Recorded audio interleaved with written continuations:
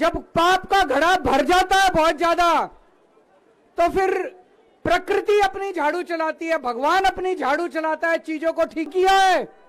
इन्होंने जो जनतंत्र के साथ खिलवाड़ कैमरे के अंदर पकड़े गए, अगर ये चंडीगढ़ जैसे छोटे से चुनाव में इतनी बड़ी गड़बड़ कर सकते हैं, तो जाहिर है लोकसभा के और विधानसभा के चुनाव में तो पता नहीं कितनी बड़ी। इनके लिए देश जरूरी नहीं है, इनके लिए जनतंत्र जरूरी नहीं है, केवल और केवल सत्ता के लिए ये किसी भी हद।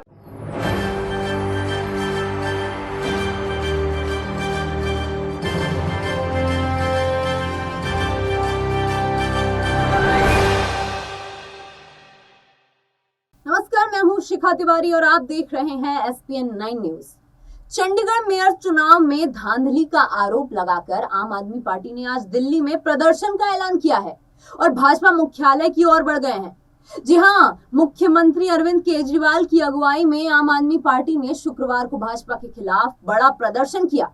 अरविंद केजरीवाल ने भाजपा पर जोरदार प्रहार करते हुए उसे वोट चोर बताया और कहा कि अब इसका सबूत मिल गया है। उन्होंने चंडीगढ़ मेयर चुनाव में धांधली का आरोप लगाते हुए कहा कि भाजपा सत्ता के लिए देश को बेच सकती है, लेकिन उसके पाप का घड़ा भर चुका है। आइए आपको सुनाते हैं अरविंद केजरीवाल ने और क्या कुछ कहा। कि बीजेपी चुनावों में गड़बड़ करती है। अक्सर आरोप लगते थे कि बीजेपी चुनाव गड़बड़ करके जीतती है, बीजेपी चुनाव वोटों की चोरी करती है, ईवीएम में हेराफेरी करती है, वोटर लिस्ट में से नाम कटवा देती है, फर्जी नाम जुड़वा देती है। हम सुना करते थे कि फर्जी वोट पड़वाती है।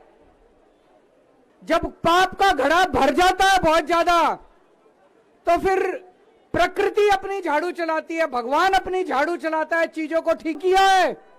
इन्होंने जो जनतंत्र के साथ खिलवाड़ कैमरे के अंदर पकड़े गए, अगर ये चंडीगढ़ जैसे छोटे से चुनाव में इतनी बड़ी गड़बड़ कर सकते हैं, तो जाहिर है लोकसभा के और विधानसभा के चुनाव में तो पता नहीं कितनी बड़ी। इनके लिए देश जरूरी नहीं है, इनके लिए जनतंत्र जरूरी नहीं है, केवल और केवल सत्ता के लिए ये किसी भी हद। तो आपने सुना, अरविंद केजरीवाल ने आज बीजेपी की खटिया खड़ी कर दी और एक के बाद एक बीजेपी पर आरोप लगाए कि बीजेपी गड़बड़ करके चुनाव जीतती है, वोटों की चोरी करती है, ईवीएम में हेराफेरी करती है, वोटर लिस्ट से नाम काट देती है, फर्जी नाम जोड़ देती है और फर्जी वोट दिलवाती है।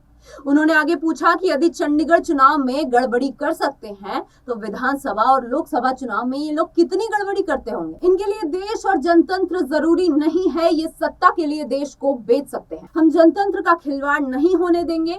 अब देखना ये होगा कि बीजेपी इन सभी आरोपों का जवाब देती है या सीधे अरविंद केजरीवाल की गिरफ्तारी की खबरें सुनने को मिलती हैं। फिलहाल के लिए इतना ही।